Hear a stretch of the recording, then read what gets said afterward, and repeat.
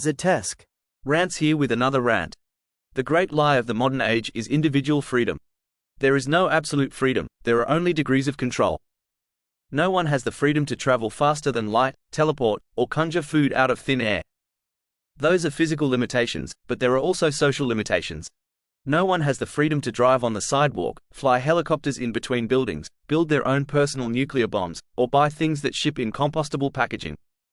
The Geneva Convention is a perfect example of humans coming together to agree upon which freedoms should no longer exist. People should not have the freedom to burn each other alive. Individual nations have their own laws, some of which are founded in pragmatic logic, others are based on the cultural whims of those in power. Some people claim that laws against murder, assault, or theft come from a religious foundation, but any competent anthropologist or population simulation programmer knows that if behaviors that harm others more than they benefit the actor exist in a population, over a large enough time span that population will cease to exist. In more layman's terms, if the murder rate is higher than the birth rate, the population shrinks every generation until it can no longer produce offspring. Small societies can be controlled through brutal force accompanied by indoctrination, but such societies have difficulty with growth. In a more modern context, after all our rights and freedoms to commit atrocities have been stripped away, we find ourselves relieved that such atrocities cannot be committed upon ourselves, but we also find ourselves with remnants of what came before. There are vestigial holdovers from a time when slavery and genocide were allowed. Landlords are one such vestige.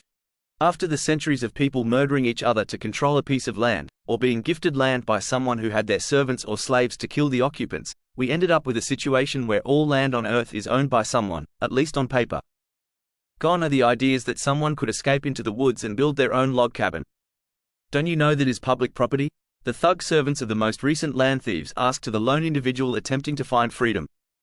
The wild places of the world are shrinking, not just in size, but also in variety as more and more ecosystems collapse under invasive species or human destruction of habitat.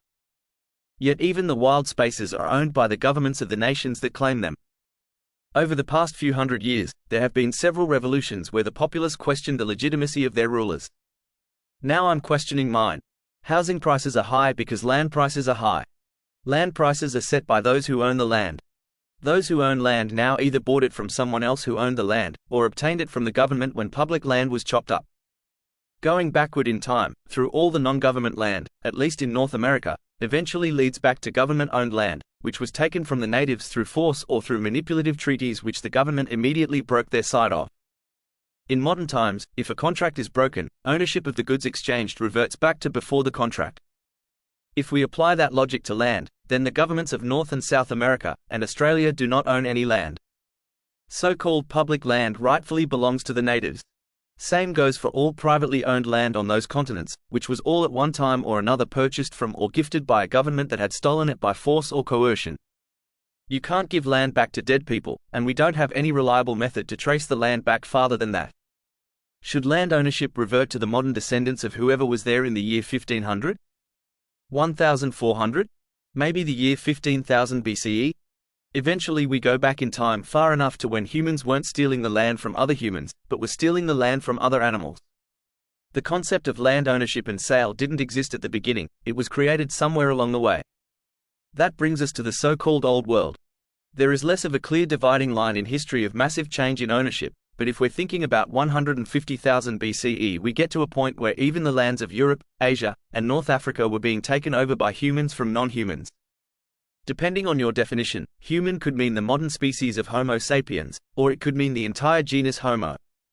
Modern humans in different parts of the world have genetic leftovers from low-frequency or low-success rate breeding between different Homo species such as Denisovan and Neanderthal. We can infer that Homo sapiens was moving into land already occupied by other Homo species or other long-extinct social apes. So it is not as simple as giving back the land to the so-called original owners. If we agree on that, then it is not much of a stretch to say that we don't know who the original owners of any piece of land is. I recall some Irish folktales speaking of strange foreigners coming from boats and settling. A description was given of one foreign woman, colonist, followed by a revulsion or disgust stating that she was not at all Irish. The folktale assumes the reader knows what Irish people look like, so did not describe them, but we, centuries later, can estimate their appearance based on what they described as foreign. This foreign revolting colonist woman was described as freckled, with red-orange hair, and incredibly pale skin. In modern times, such a description is synonymous with the word Irish, so much so that brown or black-haired Irish people are assumed to be immigrants by most who didn't know them growing up. If we give land back to the descendants of whoever owned it in the year 1400, then we are robbing these native Irish and giving their land to these red-haired invaders. So, we know the modern landowners obtained the land from someone who obtained the land illegitimately. What next? What do we do if someone steals a car and sells it to someone else? Does that third owner of the car get to keep that car? Or maybe the car is returned to the first owner and the third owner is refunded their money? Imagine trying to do that for a chain going back before written history where most of the links in the chain are dead and you don't have reliable information on which links were theft or murder or inheritance or sale. Not just physically impossible, but also would be undesirable even if it was possible. If we had a looking glass to see any of the times the land had transferred ownership and by what means, and we arrived at the original owners, then we're magically able to trace their descendants down in modern times, assuming they have living descendants, and assuming they have only one living descendant so we don't have to chop houses in half, then we're still left with all the mess of trying to forcefully relocate people who are spread across the world back to wherever their ancestors are from. Maybe some would stay, maybe some would sell off the land without ever visiting, maybe some would visit and then sell off the land. And what would happen with all the people descended from the non-landowners? Would we fire them into the sun? Drown them in the ocean? No, clearly not. If you're following and agreeing with the logic so far, then we are left with the dilemma of, all land ownership is illegitimate currently, what are we going to do about it? I don't have all the answers, but I do want to immediately dispel one myth. The Tragedy of the Commons, a book written in the 20th century that talked about some grassland treated as public property that any cow farmer could graze on, which led all the local farmers to graze as much as possible on that land and as little as possible on their own land, eventually leading to the desertification of the public land and degradation of their own lands. For reasons beyond my comprehension, this fable is told to children as if it were a recounting of actual events, but it was not. It was a fiction story dreamed up by a capitalist as anti-communist propaganda during the Cold War. Similar to the fantasy of the white picket fence and backyard pool and the American dream of rising from poverty into riches. It was never a reality, people never had the freedom to accomplish those dreams, it was a propaganda campaign aimed at the Soviet Union and it succeeded in inciting enough envy to spark the collapse of the Soviet Union. If land doesn't belong to anyone, how do we decide what is allowed to be built on it? How do we decide which land becomes highways and which becomes housing and which becomes nature reserves?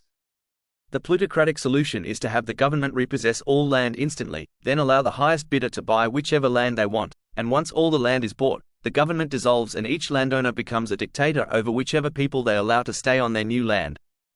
The geniocratic solution is for the government to repossess all land and have teams of experts decide what the best long-term use of the land would be. The aristocratic solution is for the current landowners and government and business owners decide amongst themselves who should rule over which land. The communist solution is for the land to be owned collectively by all people who live under the same government, with each newborn and immigrant being granted an equal ownership of each other person already there. Depending on the brand of communism, this could be limited to only workers or only the adults or only a certain group declared citizens, as we saw in ancient Sparta and Greece, or it could be complete direct democracy where the vote of a newborn equals the vote of a Harvard professor equals the vote of dementia-addled senior equals the vote of a stay-at-home parents equals the vote of a rebellious teenager equals the vote of a comatose patient. The socialist solution is for the land to be owned collectively by the people who use it or are impacted by it. Land featuring natural resources would be used more widely, so would be owned more widely. Land used for housing and recreation would only be owned by people who live on it or visit it. If someone decides to move in, then they become a co-owner and have just as much say as the existing owners. Land above aquifers or near rivers and lakes would be owned by all who use that water for drinking or sanitation, and all who use the rivers and lakes for food or recreation. One problem with either communism or socialism is scale. If there was a small socialist commune, they could be flooded with immigration and be unable to feed and house everyone, or they could put up a hard border and risk becoming an ethno-state. Another problem with communism and socialism and direct democracy is mob rule. There is a famous hypothetical about 10 people being in a room and 9 of them voting to kill the 10th. We've seen examples which are almost as extreme in real life. When a company poisons the water through negligence or willfully abusing the law to reduce costs, and the populace nearby has to then switch to bottled water or boiling their tap water instead of being able to drink it. This continues to happen to Arctic communities, and to Flint, Michigan and other towns and cities across the world. The landowners, in this case the governments who allowed oil drilling or chemical plants near drinking water, and the landowning companies were the only votes in the room, and they voted to poison people in pursuit of profits. Redlining is another real-world example, where real estate companies drew lines on the map influenced by the white middle and upper class that lived there, to prevent African Americans from purchasing land and housing there, regardless of financing. Right now I support geniocracy, otherwise known as rule by the intelligent. As I understand it, there really isn't such thing as intelligence that applies to all fields of study. IQ tests verify a standard set of skills such as memorization, reading comprehension, and basic problem solving and pattern recognition, but that doesn't include skill sets such as con artists, practiced skills, negotiation, compromise, holistic analysis, being able to view a topic from multiple perspectives, understanding the motivation of others, or communication skills. The world is far too complex for one person to be the best at everything simultaneously, so rule by the best, smartest would most likely appear similar to a meritocracy, where each field of study or topic of debate would have its own expert, and that expert doesn't spend their entire time governing, they only come in to advise on a specific decision or investigation. Depending on how quickly we can make specialized artificial intelligences, geniocracy could easily be replaced by technocracy where policy decisions are made by machines. Don't know how many parts per million rat feces is acceptable in cereal boxes? The AI can run simulations and see the health impacts as well as calculate what cost in terms of packaging and materials is needed to produce cereal of each purity, then determine the most efficient outcome which preserves human health. If anyone has to make that decision and have it set in stone, I'd rather it be an expert or a computer that has brute force tested all possible outcomes, rather than a bureaucrat or public speaker or business person. At this point in the word salad, the monologuing character would say something like, "Now keep up," and continue to expand further. I occasionally enjoy being long-winded, so I'll follow the trope. Try to keep up. Land ownership is illegitimate, there is no going back. Experts should figure out how best to use the land to maximize human thriving in terms of health and happiness, while minimizing human suffering. Both goals should be seen as long-term as well as short-term. Stepping into this hypothetical future where land ownership has been abolished, certain land has been set aside for housing and other land has been set aside for natural preservation. Ideally, humans would have readily available access to nature, knowing that seeing green things at medium to far distances is mandatory for healthy eye growth and maintenance, and knowing that carbon parts per million in the breathable atmosphere directly impacts cognitive function. There would have to be a minimum number and type of plants between each residence. Here's a list of blatantly obvious things we should be doing as soon as possible, and are necessary for this ideal future. All fossil fuels and non-reusable plastics would be outlawed. Electricity would come from renewable sources such as geothermal, solar, wind, tidal, seismic, or others to be discovered. Slave labor such as Nestlé's cocoa bean harvesting and Apple's phone manufacturing and Democratic Republic of the Congo's cobalt mining would be illegal. Clean drinkable water, food, and shelter, including safety from weather such as extreme heat or cold, would be considered human rights and thus free and available to all. Both preventative and reactive healthcare would be free and available to all. Firefighters will still be publicly funded. Housing would be built of safe and durable materials. How do we pay for it? How do we do it? Instead of asking how we pay for any new programs, ask yourself how we pay for our existing programs. How do we pay for Canada's old age security? How do we pay for firefighters? How do we pay for public schools? How do we pay for public hospitals? How do we pay for subsidized food such as milk and corn and bread? How do we pay for subsidized housing? Some of these programs have a specific revenue stream that pays for it, but most of these are funded from the general budget, either provincially or federally. The United States attempted to tie school funding to property tax, and that led them to extremely unequal treatment. Some schools have books that are 100 years out of date, others have books being written for them.